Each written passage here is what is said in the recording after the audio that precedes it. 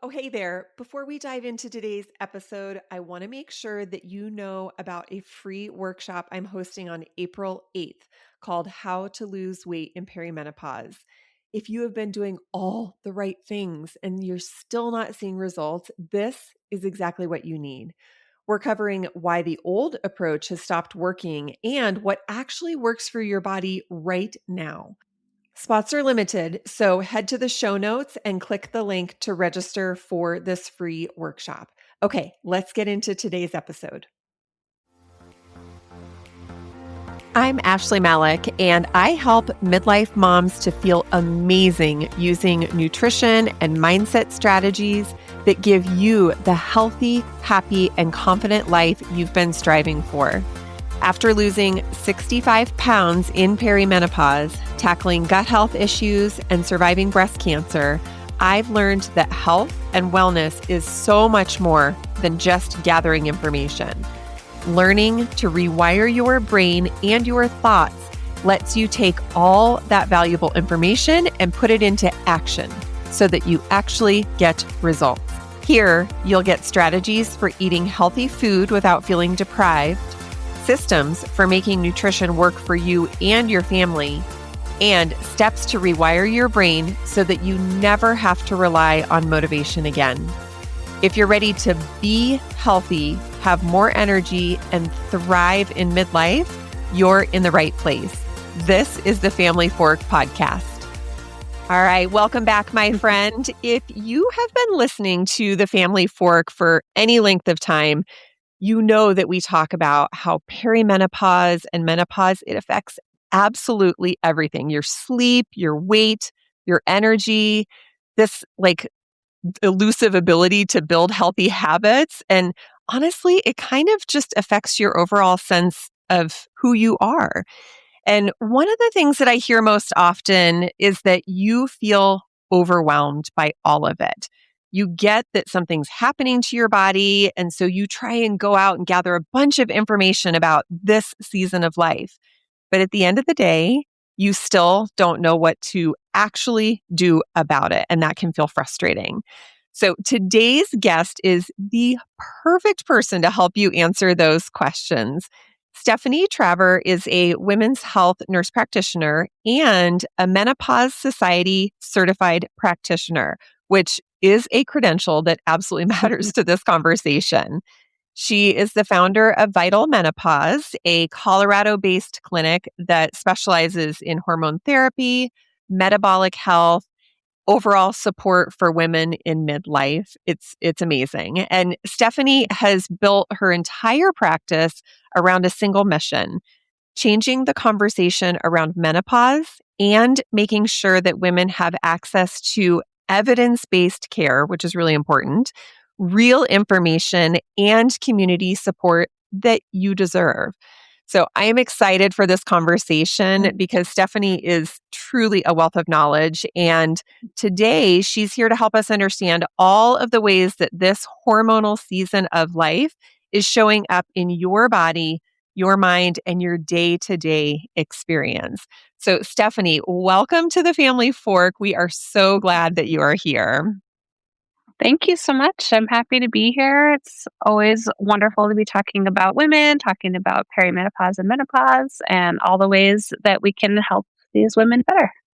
Excellent. I'm so excited. Well, let's just jump right in. So, a lot of my listeners think that they're experiencing hormonal changes, but they often assume that they're too young for menopause. They think that's like 50, 55, 60, something older. Can you walk Mhm. us through like the difference between perimenopause and menopause and sort of when women can expect each of those phases to begin? Yeah. So menopause is actually just a day, and that is 12 months from the last menstrual period. And a lot of women don't have cycles for whatever reason. They're on hormonal contraceptive, they have an IUD, they've had an ablation or a hysterectomy. So they don't know when that day is, and that's okay. That day doesn't matter as much, but the average age in the United States is around 51. And these hormonal shifts that are labeled as perimenopause can start generally around 35, and it can happen earlier for women that have premature menopause, but that's kind of more typical is 35 to 40. And then it can happen kind of throughout that time. And it's not like this is the moment that you know, which is why it can be so confusing because a lot of the symptoms are kind of overlapping with things that happen in our lives, things that can also be brought on by other conditions. So the first thing that most women notice is they say, I don't feel like myself. And they've actually done studies on that particular phrase. And it's a constellation of, I feel a little bit more anxious, a little bit more irritable. I'm not sleeping well. I don't have as much like energy or spark for things that normally light me up. And I can't quite put my finger on it. It doesn't feel exactly like depression or anxiety like I've maybe experienced before, but kind of similar to that. So that's usually the first sign that a lot of women report even before menstrual cycle changes. Yeah. I'm so glad to hear you say 35 because I hear this all the time. Like, it's not happening yet. I'm still having my cycle. But that's what people are saying, women are saying, I don't feel like myself. Something is off. And I Mhm. think we sort of, as women, we're really good at putting things in the background. We're like, meh, I'll deal with it another day. I'm tired. I'll just get a little bit more. So, Yeah. like we try and come up with these band-aid solutions. And Mhm. I know that that doesn't work. But I think it's encouraging to hear you say around 35 or so that women can start looking for these changes to be occurring and then educating themselves into what we can do about it. So I think that's very, very Yeah. interesting. Now, when you talk a little bit about the symptoms, we do have some of those that are a little bit more common, like the fatigue and maybe brain fog, joint pain, that kind of thing. What are some of those other things that women might be glossing over and thinking, like, I know for me, I've had a lot of joint pain, like my hips hurt all the time. But what are some of the Mhm. like lesser known symptoms that could signal a pretty significant hormonal shift?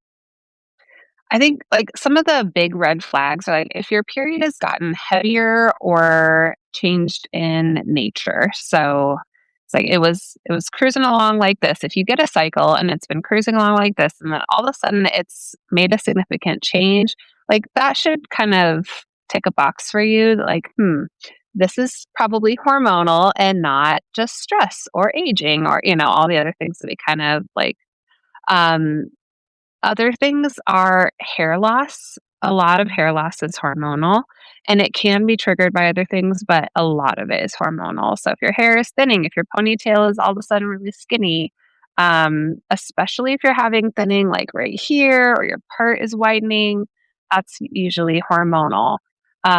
If your eyebrows are starting to shorten, the outer thirds are going away, that's usually, related to your thyroid, which is also connected to perimenopause. So like, those should be some things that really get your attention.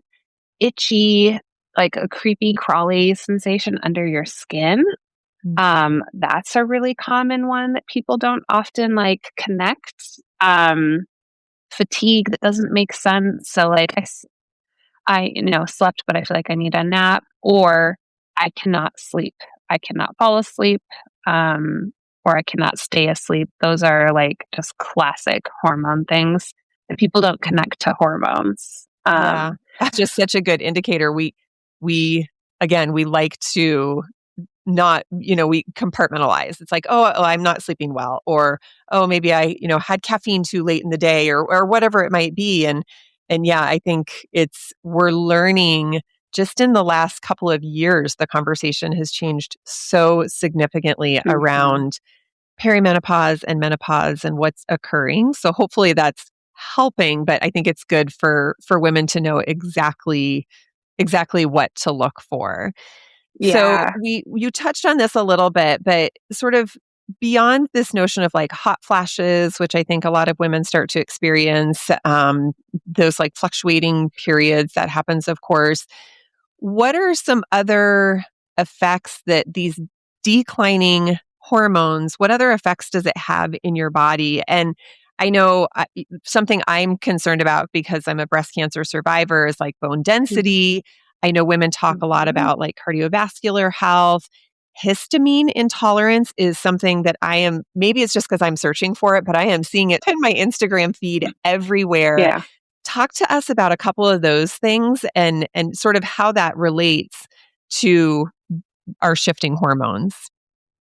Yeah, so you're not going to have a symptom when it comes to the bone loss. Maybe when it's way too late at 65, you'll get a bone scan and find out, oh, you have osteoporosis. So that's not necessarily going to show up and be obvious. But one thing we do see is muscle loss. We start naturally losing muscle at 35, and you might notice it. Like I'm in the gym, I'm working out, but it's harder for me to see change, or I'm just like, it seems like my butt disappeared, like those Yeah. are big muscles that are easy for us to notice. And so when they start shrinking, we can see it. And especially if you're not putting in like consistent resistance training, that will just naturally just disappear. So that's one thing. And then there's this metabolic picture that's happening underneath the surface. So if you go in and get your labs drawn for your normal well visit, and they're doing like a lipid panel and they're checking your blood sugar and all those things that should be done regularly, um, you'll notice like suddenly there's a shift where it's like, oh, it's always been, you're fine, good, see you later. And all of a sudden they're like, hey, your blood sugar is elevated. Your cholesterol is up. We're worried about this. That's not a coincidence. When your estrogen dips, your insulin resistance goes up, and that makes it harder for you to have healthy, stable blood sugar. Your body's trying to make more hormone, and cholesterol is a parent molecule to all the hormones. So that cholesterol goes up trying to help you. It doesn't work Yeah. because the ovaries are not doing their thing so well anymore. But it's trying. So you end up with elevated cholesterol levels. And that put together, leads to more cardiovascular disease. Yeah. So, there's multiple ways to combat that, but that's why it's important to know what your baseline risks are and to be keeping a closer pulse on that as those hormones are becoming less stable, because that's going to shift. And doing the same thing you've always done may not be as protective for your heart as it was before. So that's why we kind of talk so much about fiber being really important and omegas being really important, because those are heart protective macros. They play a huge role in all of those things. So even if you are not a good candidate for estrogen for some reason, you can do those things and make a difference. So you're not doomed. Yeah. Yeah. um, And I think it's so you bring up such a good point that it's like this notion of testing. I think it's so easy to push off your doctor's appointment or not get your blood labs or, not have time to like fast in the morning and get in and get those right, labs. right. But Yeah. the reality is that if you don't know where you're starting, you don't know when things are ticking up. And I have Mhm. seen this with my mom. I've seen this with some friends of mine where they're like, "Oh my gosh, my cholesterol is high." And so, I've been prescribed a statin. And in my world, because I love functional medicine so much, I'm like, well, you're not Mhm. deficient in statins. That's not the problem. And so there's a bigger problem at play. And Mhm. so that's why I think these conversations are so important, because we have to be educated on some of those things like your blood sugar. A lot of women will say, oh, well, my HbA1c shows that I'm pre-diabetic. And I'm like, yeah, maybe, but you can make some adjustments to your food and your lifestyle that allow you to have a better profile there or a better, lipid panel. Like the results will show up stronger and better. There's things that we can do, and you don't necessarily need to take a pill for this and a pill for that. And looking Mhm. at some of those alternatives, I think, is really helpful. And I love that you mention hormone replacement therapy, or lately I have seen it listed as MHT, I think, menopause hormone therapy. So I don't know if there's like Yeah. a switch in the acronym that we're talking about it, but I've noticed that. Talk about who makes a really good candidate for that, and how do we get started having that conversation with, I think a lot of women are still unfortunately hearing from their doctors like, this is just what you happens when you get older.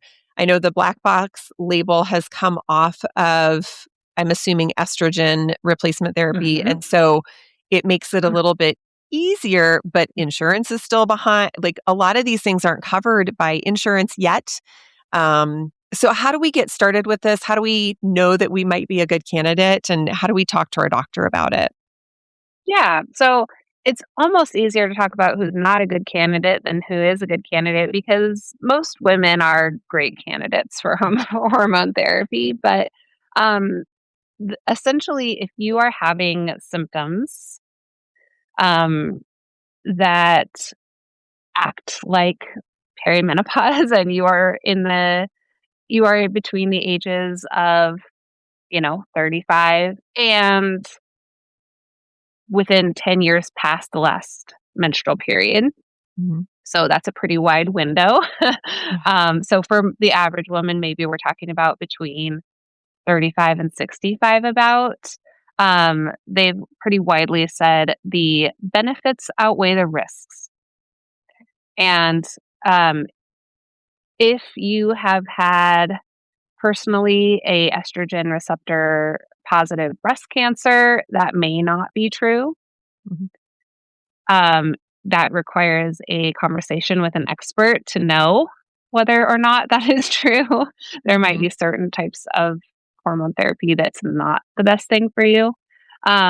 If you have personally had a blood clot, you should have a conversation about which types of hormone therapy are going to be safest for you. Um, and those are the big categories of things that we want to know about. And otherwise, if it's done, correctly, following evidence-based guidelines, um, everyone in that group is a good candidate. Now, if you are older, beyond the 10 years past your last menstrual period, you still might be a good candidate, but we have to do a deeper dive into your risk benefit profile to know. Because it's not as black and white. It's not obvious, like, yeah, the benefits outweigh the risk. We need to know what specifically are we trying to treat or improve or prevent, and what symptoms are you having, and what are your real risks. So that looks like a pretty in depth look at their cardiovascular risk and what are their risk for Alzheimer's and things like that. Okay. But Good. But yeah, there's a lot of blanket statements about like, oh, well, you have high blood pressure, you shouldn't have it. Not true. You've had a blood clot, you shouldn't have it. Not true. You have a family history of breast cancer, you shouldn't have it. Not true. Like Yeah. those are myths. It's a very safe option for those people, as long as the person who's prescribing it knows what they're doing with it. Great. Yeah, I I love this conversation that has changed it really truly feels like the last 2 or 3 years, and maybe it's just Hmm. because it's become more important to me, but, I think the more we talk about it, the more it helps women to understand, like, I can go to my doctor and I can say, "Well, but I heard," or I've seen some research, I've looked at the research, and this I might be a candidate for this." And I really do encourage women that if you aren't getting the answers that you need, find somebody else to talk to. I know it can feel challenging to find a practitioner that is close to you, maybe takes insurance or not, and that really listens to you. But Hmm. for a couple of months, trying to find the right person to give you a lifelong relationship with that person to really support what we're doing now in our 30s and 40s and 50s is going to help Hmm. us get to our 70s and our 80s and to feel really good when we're doing it. So I Yeah. really advocate for women to find a practitioner that's listening to them. And like you're saying, Stephanie, a lot of these things are myths that are being perpetuated. Mhm. And I think the conversation is starting to squash those myths, which I love. I'm I'm all behind it.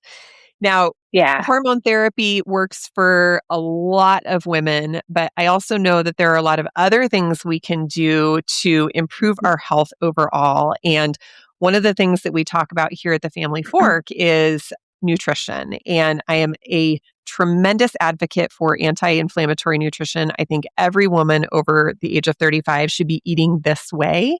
And what I provide here is that it doesn't have to be boring salads or gross steamed vegetables. Like Yeah. I eat anti-inflammatory every day, and I still find a way to have burgers and tacos and all sorts of things that are easy, fun, comfort foods.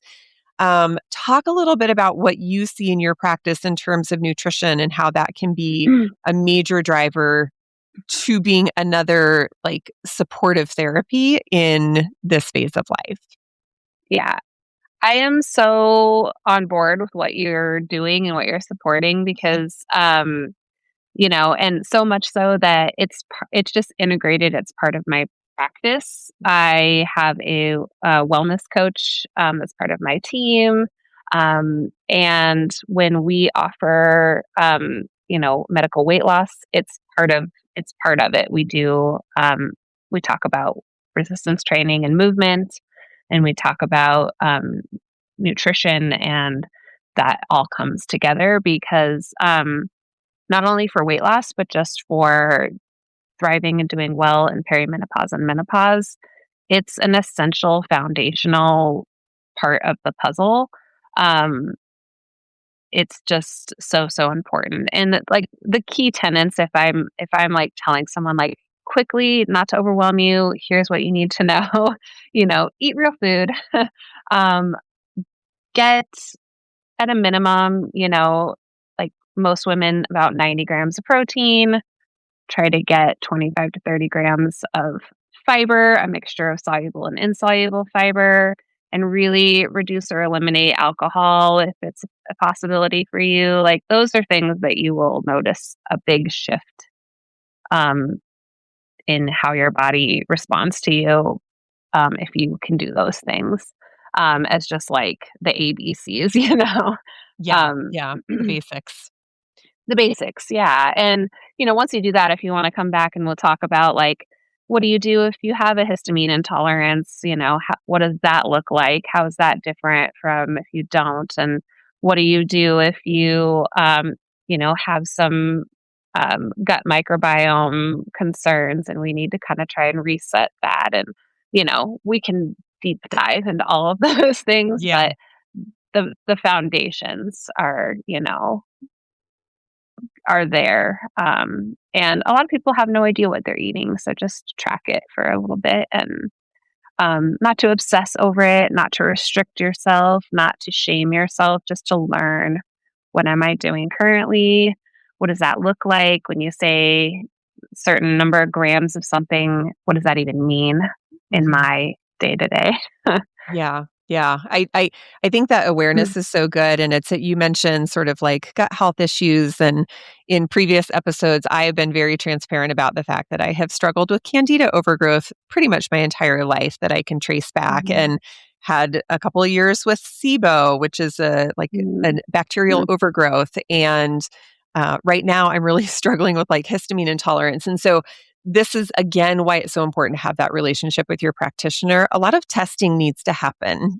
There's this adage in functional medicine that it's like test, don't guess, because things can be happening and you might think, you're eating well, or maybe you're struggling with cravings, for example, and you think that it's just because your hormones are off.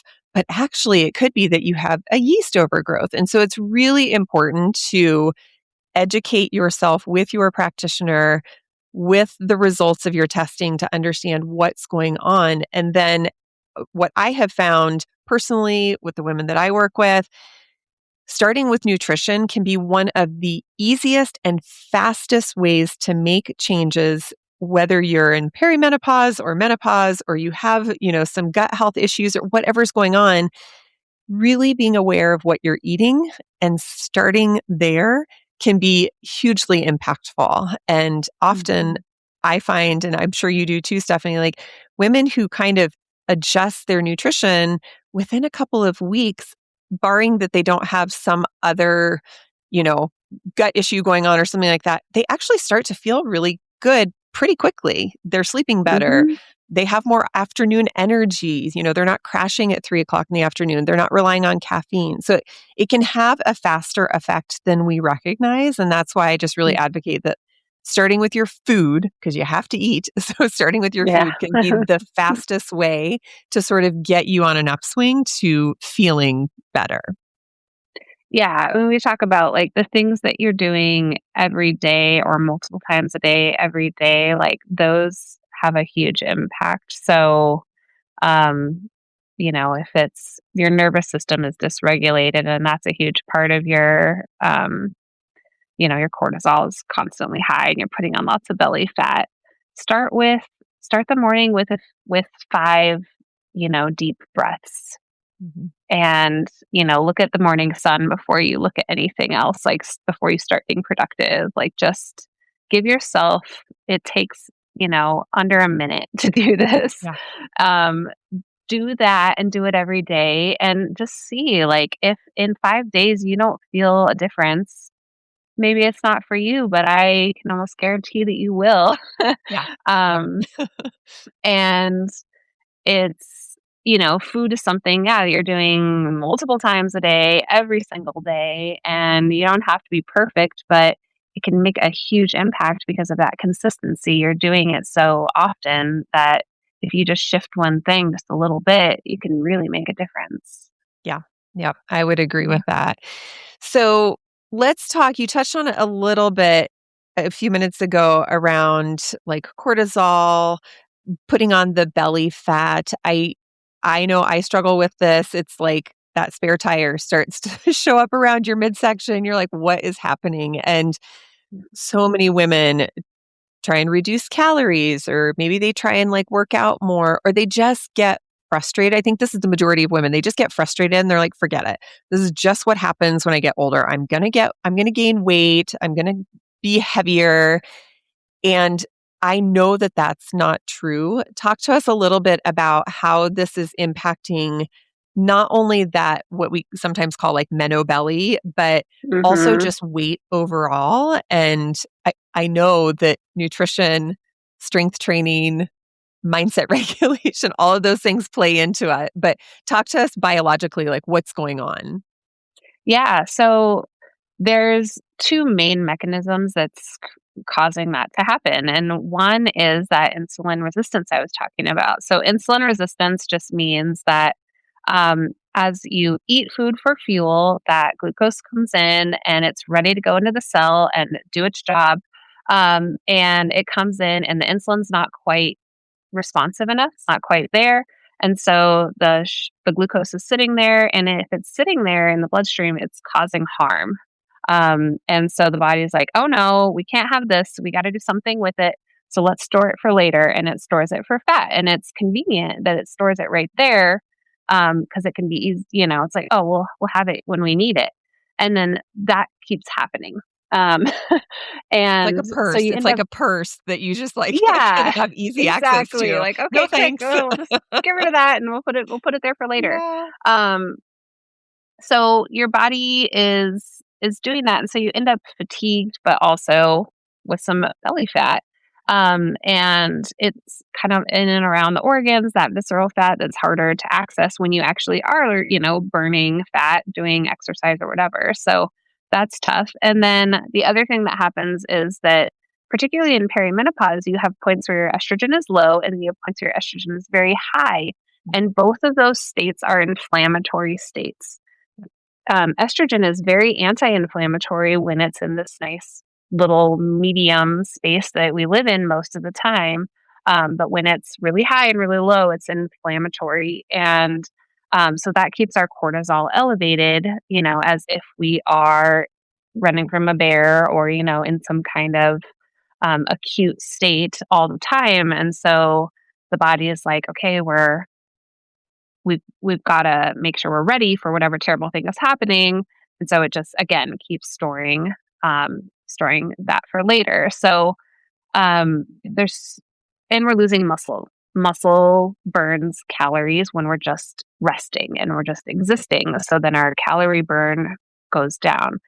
There's more to it, but those are the three main things that really lead to that weight gain. And weight gain tends to be around the middle, that sort of like, estrogen weight gain. Yeah. And so for people who are good candidates for hormone therapy, it does tend to be really helpful to, treat that um, during perimenopause so that we get things kind of even in the middle. The estrogen's not dropping super low, it's not spiking super high. If their testosterone is low, adding some testosterone so they can build and maintain muscle more efficiently like they were before. The muscle is medicine. And that is a big piece of that puzzle. And then it gets that insulin sensitivity back on board. So when you eat food, it acts like fuel. You've got energy, and it's not storing it as fat anymore. And then you can, do all the work, and it actually feels like carrying a rock, around something that's hard, but not pushing a boulder up a hill, Yeah. something that's nearly impossible. Yes. Yes, exactly. Well, and I think it's so easy to just think, oh gosh, when I was like 30 or so, like I could just cut out a few meals, or I could, have a Diet Coke for lunch, and I would like kind of take off the weight easily. And hopefully, if you're listening, now you understand there's so much going on in our bodies that just cutting calories or just working out a little more, like that, none of that will ever get you to where you want to be physically.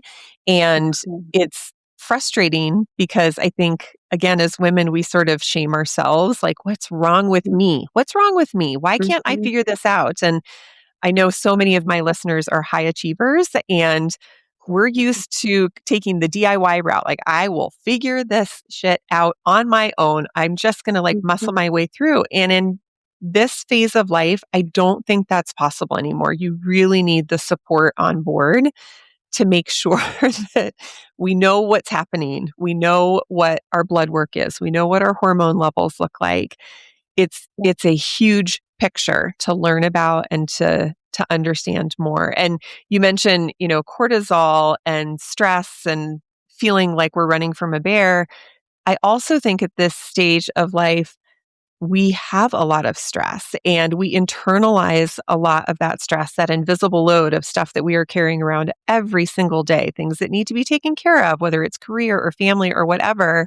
Mhm. All of that just compounds. And so it's one of the things that we talk about here at the Family Fork all the time is mindset, and how pivotal those mindset shifts are to actually changing what our lives look like. And that mindset might have everything to do with, okay, I'm going to try another practitioner. That one just wasn't a good fit for me. It's Mhm. like, it's not just mindset of being positive, like I can do this or I'll figure this out. It's Yeah, it's yeah. actually getting through it. So how do you approach mindset in your practice? Well, there's multiple components to it, but one is you cannot heal a body that you hate. So, one thing is just being able to like look at yourself as if you were talking to your daughter, your friend, like someone that you just love, like Yeah. you really love, and you like have that same level of compassion as much as you can, even if you have to like see yourself as a younger version of yourself or something that just allows yourself to soften and really say like, "Hey, like you're doing a lot. Yeah. You're holding a lot and you're doing really great." The fact that you're not holding up against this impossible standard of what we see on Instagram and carrying your career and your family and looking, perfect and doing all of that and just doing it amazingly all the time, like that's human and you're doing amazing. So, like, go you, not to be condescending or so it's like this is really truly important because like that self-love is necessary as like a first step. And then also to say like, hey, if I am going to succeed in this space where I'm asking a lot of myself.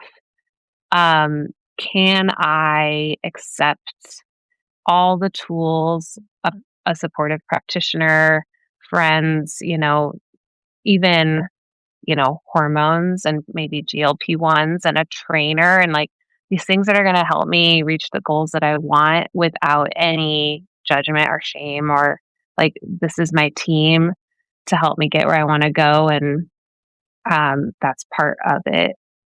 Yeah, I agree. I feel like Mhm. for everyone who's listening, we need to just rewind a minute and a half and listen to that on repeat. That being kind to ourselves, it's so easy. It's like a default to say, "Ugh, I don't know what's wrong with me, and I'm just going to move forward, or I'm going to figure something out." And what happens is we keep pushing away the things that actually need attention, and our body will continue to raise red flags over and over and over and over again until it's not that it's too late, but it becomes Mhm. a problem that is really difficult to solve or reverse. And for all of my 80 plus episodes, have been really open about past trauma and past things that I've experienced. And I can say without a doubt that I could work through all of the nutrition, all of the fitness, the strength training, thyroid medication, all these things that I've needed for the last 10, 15 years until I started healing trauma and um, these feelings of like, I'm not doing enough and this chronic stress. I was not able to heal all of the other things that needed healing. And so just as a reminder to all of my listeners, it's so multifaceted and you can eat all the right things and get the hormone therapy, but the mindset and the way we approach our lives with care and compassion, like Stephanie was saying, that will just do volumes for our health and our healing and allowing us to get through this somewhat challenging phase of life with Mhm. grace and happiness and really, aging well and loving the lives that we have when we're 70 years old. Yeah, yeah. Well, and I would say, like one of the things that we invest in at Vital and like the way that you and I got connected is that I am a firm believer that community is part of our necessities. And so whether your community is your like two or three like core group of friends, you can really be like raw and authentic with, or it's, a larger community that you feel like you're doing meaningful work with. But um, having something that kind of can both hold you when you need something to hold you and you can also feel accountable to where you're just like I don't feel like kind of being my best self today. Yeah. They can kind of be a mirror and be like no but you are like Yeah. you are amazing, you're incredible, and you're so capable of this. So, like, we've got you, and like, let's go. Yeah. Yeah. No, I love that. I agree. I think this is one of my absolute pride and joys of being able to do this podcast is because I want women to feel like we are in this together. We are in the struggles, in the joys. And when you don't have anything to give, you should be in community with women who can give back to you. And then when you feel like you have something to give, then you know that you Yeah. can give that right back. And it's such a beautiful reciprocal relationship. Talk to us a Yeah. little bit more. Like we could go on. There's so many other, I have like Yeah. questions popping in Yeah. my head. I'm like, oh, but what about this? What about that? I think we'll have to have you Yeah. back because I'm sure that we'll get a bunch of questions. You had mentioned GLP-1s. I think there's other things around estrogen therapy that for women who are not candidates, but still can have some options. So I think Mhm. we'll have you back. But tell us a little bit about where people can find you, and especially for women who are in Colorado. Stephanie runs these incredible high class, like these amazing events. So tell us a little bit more about your practice and where listeners can find you. Yeah, so my practice is in Erie, Colorado. So if you want to come see me in person, then you can do all the things. You can work out with my trainer. You can come to we have monthly events up here. And then You can come see me in my little office behind me for hormone therapy and all the things. But I also treat women across Colorado via telehealth. Mhm. And my website is vital-menopause.com. Yep. And I do larger events a couple times a year for the larger Denver community, just again to try and get the word out about the resources that we do have and just create a connected space where we can kind of say, like, hey, it may feel like you're in this alone, but you are not in this alone. Other people are experiencing exactly what you're experiencing. And you've got options, you've got resources, you're empowered to make these decisions. You don't have, some smart doctor, wagging their finger at you telling what you can and cannot do. You totally know what's best for your body, and we can work together to tell you, hey, here's some really safe options. Here's some really great options that would work for you based on what you're telling me. What do you think? And let's kind of navigate this together. So, Amazing. Amazing. Yeah, I really do encourage women who are in Colorado or nearby. We'll link to all of Stephanie's information down in the show notes, but check out her site, watch for those events. Really, really fascinating. They're fun. They're exciting. There's always good food. So yeah. super, super fun. So thank you very much. I know that this was incredibly valuable to all of our listeners, and thanks for being with us. And for the rest of my listeners, I am excited to hear your questions and hear what you thought of this episode. And we will see you next episode right here on the Family Fork. Thanks for listening to the Family Fork podcast. I hope today left you inspired and equipped with something tangible that you can put into action today. Remember, success is so much more than just gathering information. You have to put it into action. If this episode resonated with you, here's how you can help the show reach even more midlife moms. Hit follow, share it with a friend who's struggling in midlife too, and if you're feeling generous, leave us a review. Your thoughtful review helps other listeners discover these conversations when they need them the most. This show has become even more than I could have imagined, and it's because of loyal listeners like you who show up and share. You are helping to build this community and movement that will inspire midlife moms for years to come. For show notes, links, and resources, head to ashleymalek.com/podcast. Keep striving for the healthy, energized life that you deserve.